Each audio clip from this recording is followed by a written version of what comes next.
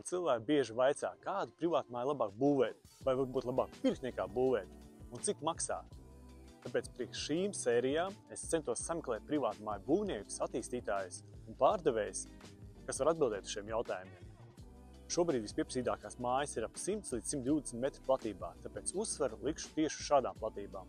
Kā arī katras sērijas beigās uztaisīšu nelielu apkopojumu, aprēķinu Excel tabulā, kur ielikšu visas aptuvenās izmaksas, lai pēc iespējas precīzāk parādītu, cik tad galu galā māja izmaksā.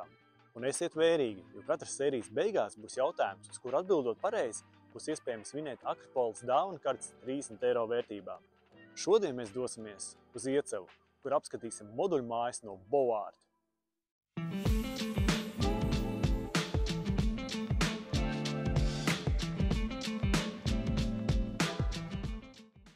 Čau, Aleksandr! Sveiks! Prieks tev satikt! Jā, apusēji. Aleksandr, pastāsti, kas ir Boart? Boart ir moduļu māju ražošanas uzņēmums, kas ražo, projektē, piegādā moduļu mājas Latvijā, Skandināvijā, Eiropā, un tagad jau ejam uz to, ka visā pasaulē arī. Ražojam mājas jau 5 gadus, projektējam mājas, piegādājam, ražojam. Pastāsti, kā radās nosaukums Boart? Kas tas nozīmē? Jā, šis ir ļoti interesants jautājums. Man daudzi prasa. Es savā laikā dzīvoju Holandē, es tur nodarbojos ar biznesu, vispārējo būvniecību. Un tas pirmais tas ir holandiski būvniecība un art no būvniecības māksla. Būvmāksla? Ja? Būvmāksla, jā. Un mēs tagad atrodamies arī Boart ražotnē, Iecevā. Jūs ražojat tikai moduļmājas? Nē, mēs ražojam arī paneļu mājas. Tas ir attiecīgi lielāks, bet, protams, mums fokus ir uz moduļu mājām. Bet arī lielāks mājas, 150, 200 kvadrāti, 250 arī taisam attiecīgi no paneļiem, kas ir attiecīgi arī paneļu mājas. Moduļu mājas ir, ar ko atšķirās no paneļu mājām, tas pa lielam pīrāgs, viss ir tas pats. Vienīgi moduļu māja ir tas, ka tu maksimāli viņu pabeidz ražotnē. Respektīvi, kā mēs apkārt visas mājas mums te atrodās, no 1, no 2 moduļiem sastāv. Ja attiecīgi mājas sastāv no 2 moduļiem, mēs viņu attiecīgi uz vietas arī nobeidzam, kad atvedam uz objektu.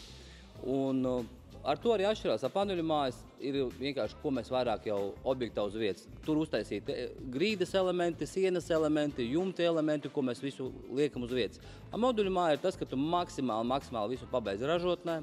Un ir dažreiz tādas mājas, ka attiecīgi izmērs atļauj, mēs piegādājam jau pilnībā gatavas. Ja viņas ir attiecīgi lielākas, kaut kādas, es teiktu, 100, 120 kvadrāti, tas pieņems no 2 moduļiem, tur mēs viņas sabalkam kopā, nobeidzam, savienojam, kas aizņem 1–2 dienas. Ja mēs runājam par paneļu mājām, tas ir krietni ilgāk, jo tomēr tu tos visus elementus, grīdas, sienas, jumtus, tu taisi uz vietas praktiski, un tas aizņem vairāk laika.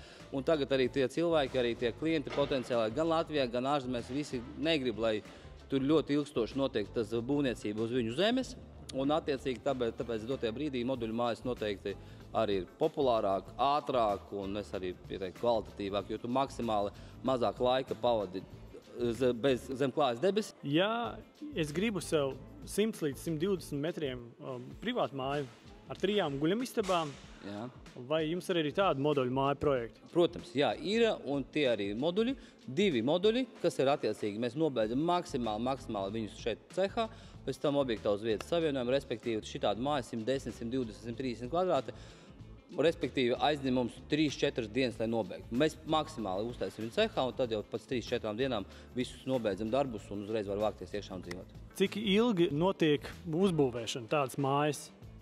Tādas mājas uzbūvēšana vidēji notiek mums ražotnē, visas mūsu mājas aptuveni mēs būvējam 3–4 mēnešus no līguma noslēgšanas brīža, un tāds ir arī aptuveni termiņš, neilgāk. Uzstādīšana un piegādāšana, cik ātri notiek un kā tas process notiek? Respektīvi, pieņemsim, ja piegāda ir tepat Latvijā, tad ir tas tajā pašā dienā. Mēs no rīta uzkraujamies, tajā pašā dienā mēs nokraujamies, un ja mēs runājam attiecīgi par lielāku māju, kur ir 2 moduļi, mēs arī tajā pašā dienā viņu savienojam. Tas ir, es teiktu, 1 diena. Ja mazāka māja, tas aizņem tur pāris stundas. Cik ir liela māja un cik ir maza māja, lai cilvēki saprastu? 24 ir mazākais projekts, un vidēji ir visējošākie no 40 līdz 55, 58 līdz 60 kvadrātiem. Tas ir ejošākais. No lielākās jau ir 80, 120, 130, 140. Vai tās ir visasezonu mājas? Tās ir pilnvērtīgi dzīvojamas mājas? Jā, protams, mēs taisam tikai vienīgi visasezonas mājas. Un mēs netaisam vasaras mājas, tas mums ir attiecīgi siltinājums, attiecīgie logi, ka māja ir domāta visam gadam, visu sezonas dzīvošanai. Tad varbūt pastāstiet vairāk par pašu mājas konstrukciju. Jā.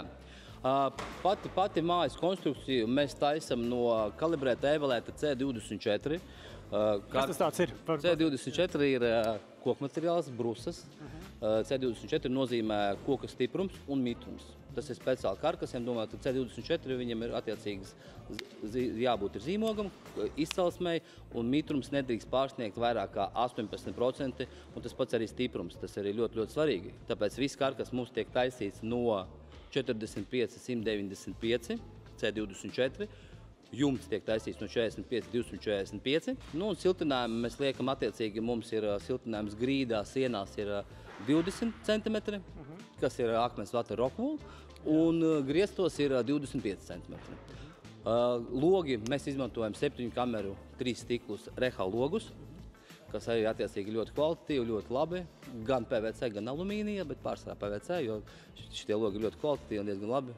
Bet jāsalīdzina cenu PVC, tas ir reiz 2, es teiktu. Reiz 2, bet ir klienti, kas izvēlās alumīniju? Ir klienti, kas izvēlās, protams, jā, tīpaši Skandināvijā, bet ir arī Skandināvijā pārsvarā lielākā daļa ņem PVC, un viņi ļoti, ļoti apmierināti. Es personīgi arī pats ļoti, ļoti esmu apmierināts ar tiem logiem. Mēs strādājam jau 5. gadu ar uzņēmumu AVU logi, kas ir Latvijā vispār reha, un mēs esam diezgan apmierināti ar viņu sadarbību un iesakam arī citiem. Jā. Ir iespējams PVC melni logi? Jā, protams, mums visi ir pārsvarā ejošākie logi, PVC ir melni. Gan iekšā, gan ārā, gan iespējams ar antracītu, sarku un jebkādu. Jā. No kā jumts ir? Vai jumts viss ir vienāds, vai tur kaut kāda arī izvēles iespējas? Nē, ir izvēles iespējas. Pārsvarā mēs liekam, protams, ka rukī, bet ir arī visu kaut ko citu likt, citi arī latas liek, bet mēs pārsvarā mēģinam klientu atrunāt un likt vienkārši. Rukī tā ir diezgan kvalitatīvs materiāls, kas neprasa nekādu lieku reklāmu. Tā kā arī viņam ir 50 gadu garantija, un mēs noteikti arī iesakam to neko negudrot jaunu, bet likt jau, kas ir tirgu jau vairākus gadus, 10 ir zināmas, un tāpēc arī pie tā arī paliek. Kā ir ar mājas apdari? Piemēram, es skatos jūsu projektiem pārsvarā, šeit ir metāla. Jā. Tur ir koks. Tur ir koks, latas, jā. Mums ir ļoti, ļoti plaša izvēle ar apdari, gan metāls, gan kombinētā, gan tikai koka, un tāpēc arī attiecīgi klientiem ir diezgan liela izvēle, no kā izvēlēties. Dažādi platumi, garumi, šaurumi, kombinētā vai metāls ar koku vai tikai metāls. Metāls mums diezgan daudz iet metāls, mēs uz Islandi taisam, tā kā mums pamattirgus ir Islandi, viņiem ļoti tas metāls patīk. Otrkārt, kāpēc viņi liek to metālu? Tāpēc, ka viņiem apkārt ir okeāns, viņiem ļoti sāž gaiss, un viņi paši saka, ka viņi negrib tur ik pēc 3-4 gadiem vagondēli pārkrāsot, bet Latvijā tas varētu būt reizi tur 8-9 gados, varbūt Islandē 3-4, bet personīgi es esmu bijis oktobrī Islandē, biju aizbraucis uz mūsu pirmo māju, ko mēs aizdām 3 gadus atpakaļ, viņi stāv vispār okeāna krastā. 3 mājas, un viņi ir krāsoti melnu fasādu, un visās vispār kā jauna joprojām, tāpēc... Vai jums ir arī divstāvīgas mājas?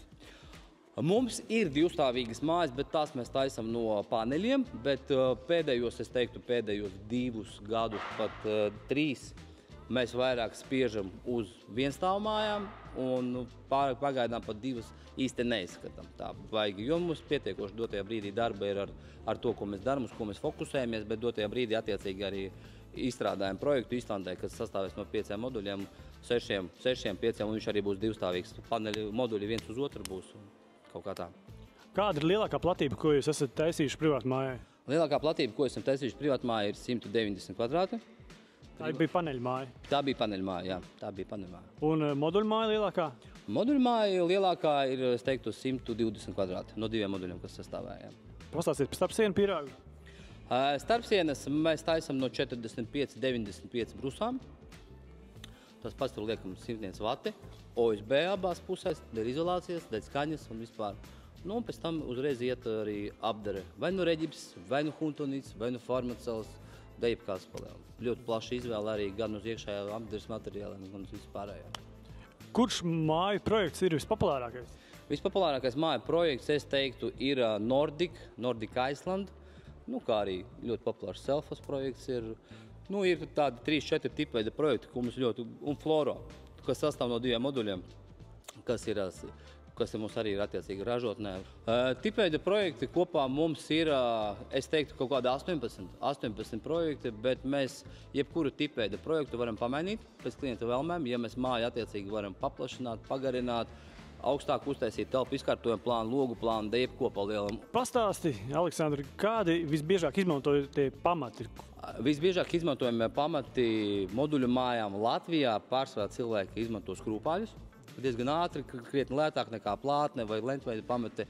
Ārzemēs viņi izmanto pārsvarā lentveida pamatus, bet tāpēc, ka viņi tās mājas stiprina vēl, jo mums jau nav tik liela stipra vēja kā kaut kādā attiecīgajā Islandē, Norvēģijā, bet, attiecīgi tās mājas viņas nesar tik daudz, ja mēs runājam par kaut kādu māju 52 kvadrātu, 55, viņi attiecīgi ir kaut 14 tonnas, 15, kas ir pilnīgi pietiekoši arī likt uz skrūpāļiem, kas ir ļoti krietni ātrāk, krietni lētāk nekā, ja mēs runājam par pārējo veidu pamatiem. Aleksandr, pastāsti vēl, kādi jums ir materiāli, apdares materiāli iekšpusē? Apdares materiāli iekšpusē ir, kā es to minēju iepriekš, klienti var izvēlēties. Pārsvarā populārākais, ko mēs liekam iekšpusē, ir huntonīts. Kas ir huntonīts? Huntonīts ir iekšējās apdares materiāls, MDF, es teiktu tā.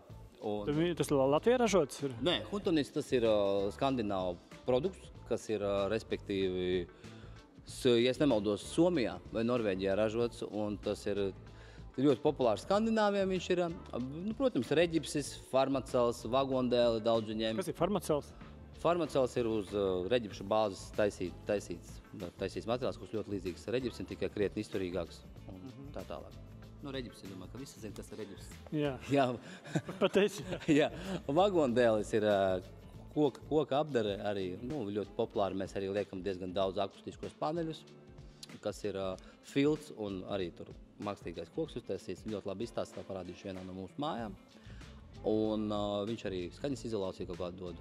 Diezgan mājīgi uzreiz dod labu sajūtu. Tādā standarta apdare. Es teiktu, ka standarta apdare mums ir standarta piedāvājumā, ko mēs sūtam klientam. Attiecīgi ir viņam izvēle vai nu huntonīts, vai nu reģipsis, vai nu vagondēls. Tas ir standarts. Uz grīdas ir vai nu vinils, vai nu lamināts, vai nu parkets. Un vannas istabā mēs liekam sienām tikai Fibo. Fibo ir kokšķiedrs materiāls, speciāli mitrajām telpām. Un uz sienām mēs vienmēr liekam Fibo, viņš izstās kā flīze, un uz grīdas mēs liekam flīze. Kāpēc neliekam? Mēs liekam arī, protams, bet mēs vairāk mēģinām, tāpēc, ka mums mājas ir diezgan tālu brauc, vairāk reizes viņas transportē, un lai nav plaisas un tā tālāk flīzēs, mēs liekam pārsvarā Fibo uz sienām, un viņš arī izturīgāks krietni pie transportēšanas, pacelšanas. Aleksandr, pastāsti, kas jums ir ar ventilāciju vai rekuperāciju? Jā, mēs liekam rekuperācijas sistēmu, protams, un arī dabīgo ventilāciju. Viennozīmīgi. Tas ir ļoti svarīgi koku mājām pareizo attiecīgo ventilāciju, izmantot pareizās membrānas, ko mēs noteikti uz to ļoti liekam. Apkuras veids? Apkuras veids ir dažāds. Apkuras veids mums respektīvi ir vai nu siltumsūknis, vai nu ūdens siltās grīdas, vai nu elektriskās siltās grīdas. Pieņemsim, Norvēģijā, Islandē, viņiem tā kā mums ir ļoti labs siltinājums, ļoti labi logi, viņi pat neko neliek, viņi tikai liek elektriskos radiatorus, kas ir, tas ir ļoti populāri Skandināvijā. Tas ir kaut kāds siltumsūknis, viņi praktiski vispār neliek. Viņiem, elektriskās vai ūdens siltās grīdas un elektriskā radiatori. Latvijā, protams, gandrīz visi klienti liek siltumsūkni, kas ir gan kā kondicionērs, gan kā sildītais. Gaisa ūdens vai gaisa? Gaisa pārsvarā, bet arī taisam gaisa ūdens arī nav problēma, jā, protams. Ja mēs ņemam māju 100 metri, jā. Kādi aptuveni ir apkuras rēķini? Piemēram, mēs taisījām privātu mājas, esam taisījuši Jūrmalā, Engurē, tagad nesam ziemā nobeidzām. Viņi bija kaut kāds ap 100 kvadrātiem, 90-100 lielākas tādas, bet viņi abos lika granulu katlu, tur respektīvi viņiem, es domāju, ziemā pie lielas ziemas bija 120 eiro, rēķins par apkuru. Viņi granulām, protams, pašam ir jākurina, tas ir skaidrs. Bet, ja mēs runājam par siltumsūkni, tādai pašai mājai, es domāju, plus mīnus tas varētu būt tas pats, varbūt bišķīt vairāk. Tā mēs esam piegājuši varbūt pie paša interesantākā jautājuma. Jā. Cena. Visiem interesē cena, pat cik, Aleksandr, tu var uzbūvēt moduļu māju vai arī paneļu māju? Protams, tā cena ir attiecīgi visinteresantākais jautājums. Mūsu moduļu mājām cena ir sākot no 1400–1500 eiro kvadrātmetrā. Tajā cenā, respektīvi teiktu 1500 eiro, cilvēks dabū pilnībā gatavu māju ar virtuvi, bet bez tehnikas. Bet virtuve ir attiecīgi tajā budžetā ir 1200 eiro vērtībā. Ja klients pieliek papildus skapīšu, protams, tā ir ekstra jāpiemaksā. Bet, respektīvi, 1500 eiro kvadrātā. Tu dabū pilnībā gatavu māju no ārpuses, no iekšpuses ar kvalitatīviem materiāliem. Ar durvīm, ar gaismas ķermeņiem, ar nošūtām sienām, grīdām. Tas pats pilnībā vannas istabu, pilnībā pabeigtu un pat plauktiņu priekš izlietnes un ar izlietni krāniem, ar visu pilnībā. Tāpēc tā cena ir diezgan adekvāta par to, ko mēs ražojam. Bet tas ir par mājām līdz kaut kādiem, es teiktu, līdz kaut kādiem 60 kvadrātiem. Ja māja ir lielāka, kā no kodiem 2 moduļiem, tad cena attiecīgi varētu būt 1600–1700 eiro. Kāpēc tas veido? Tāpēc, ka ir izbraukumi, tas uzreiz ļoti sadārdzina visu. Un, ja mēs runājam par paneļu māju, arī cena varētu būt no 1600–1800 kvadrātā, tāpēc, ka vēlreiz saku, ka mūsu interesēs ir vairāk būvēt šeit cehā, tas pats katrs izbraukums aizņem laiku, naudas un tā tālāk lielāka izdevuma, un tāpēc arī tā. Bet attiecīgi, ja mēs runājam par māju, moduļu māju, ko mēs varam attiecīgi uzbūvēt, jāreikinās aptuveni 1500 eiro kvadrātā, pat pilnībā pabeigt māju. Ja es gribu parketa grīdas, akmens virsmu, par to man jāpiemaksā, bet aptuveni kā pieaug varbūt izmaksas? Es teiktu, ka visādām ekstrām mums ļoti daudz klienti ir, kas izvēlējušies daudz dažādu ekstru. Vidēji pieaug cena pa 100–150 eiro kvadrātā. Ja tur pilnībā visu ļoti, ļoti gaumīgi, dārgi grib, tad krietni vairāk tas nepieaug. Kādas ir piegādes un uzstādīšanas izmaksas? Vidēji, es teiktu tā, pieņemsim piegādu uz kaut kādu, mēs atrodamies Iecavā, Latvijas centrā, es teiktu tā, piegāde, pieņemsim, Liepāja ir kaut kāda 1500 eiro, kaut kāda Daugavpils, Ventspils, Ainaži tas pats, kaut kāda Jūrmalā, Ogrē, es teiktu kaut kāds pie 1000, un celtnis aptuveni arī stundā ņem, tur attiecīgi jāmeklē pārsvarā lokālo, mums ir savas sadarbības no Rīgas, viņš ir vidēji jāreikinās uz objektu 500–600 eiro noteikti, vēl par celtni. Un uzstādīšanu? Vai tas ir atsevišķi, vai tas ir iekļauts cenā? Nē, tas ir iekļauts cenā, mēs ar komandu braucam līdzi, noņemam māju, uzstādam māju, tāpēc klientam par to nav jādomā un viss kārtībā. Mēs to paši visu daram.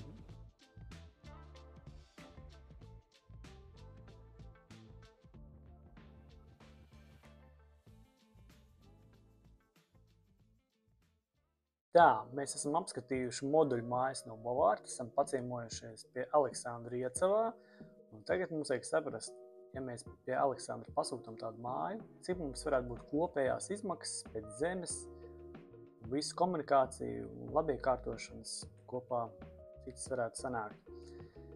Un, jā, tad lūk, mēs runājam šobrīd tātad par aptuveni 120 kvadrātmetru lielu māju, 3 guļamistabām, tātad tā būtu 2 moduļu māja, 120 metri, un izmaksas. Es visiem, tur, kur es likšu gandrīz visiem projektiem, būvēm, zemes iegādi aptuveni 30 000. Tas varētu būt zemes gabals kaut kur Pierīgā.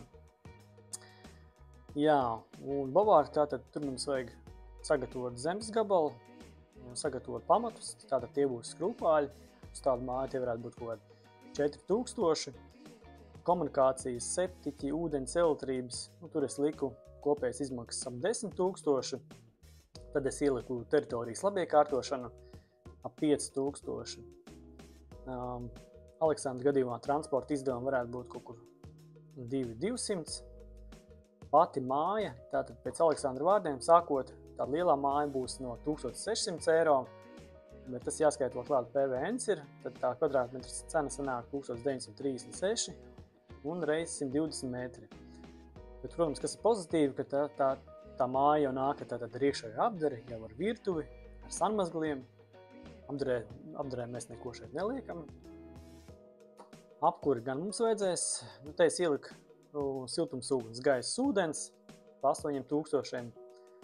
Un arī es ieliku saules baterijas, jo mēs tomēr gribam būt ilgspējīgi un arī domāt, kā mēs varam nākotnē tomēr enerģiju ekonomēt. Es ieliku 4500, bet tas ir valsts subsīdija, 12 kW baterijas. Un tad kopējā cena mums sanāk ar visu jau zemi, tad mums māja stāv jau uz mūsu zemes gabalu, kurā jau mēs varam dzīvot. Aptuveni 296 000. Un, ja mēs rēķinām kvadrātmetru cenu jau uz kopējām izmaksām, tie ir 2467 eiro. Es atgādinu, ka tātad Bovārta mājas, kā no Aleksandra teiktā, bija jau sākot no 1400 eiro kvadrātmetrā, tās, kas bija mazliet mazākas, moduļi tur 50-60 metri, un, protams, jārēķina, klātam ir PVNs. Un komentāros zemāk es arī atstāšu Bovārta kontaktus, tā kā droši zvaniet Aleksandram, mums būs ļoti priecīgs jūs redzēt un parādīt un pastāstīt par savām mājām. Tas arī pirmajai sērijai viss. Ceru, jums bija interesanti. Nākamajā sērijā mēs dosimies uz Carnikavu, uz Piejūras ciematu Līvu rakstu, kur mēs apskatīsim pirmo mūra māju, no kā tā ir celta, kā tā ir būvēta un kādas tā ir izmaksas. Bet mums vēl ir atlikusi solītā Akropolis Daunkartas izloze. Un šīs sērijas jautājums ir, cik ir lielākā moduļu māja, ko Bovārti ir būvējuši. Lai piedalītos izlozē, spied like, spied pierakstīties mūsu kanālam un savu atbildi raksta komentāros. Pareizās atbildes es elektroniski izlozēšu katras sērijas beigās. Un lūdzu komentējiet, rakstiet jautājumus, rakstiet ieteikumus, varbūt labojiet manas kļūdas, ja tādas pamanījuši. Varbūt rakstiet kādus projektus jūs gribat, lai es parādu jums vēl līdz nākamajai reizei.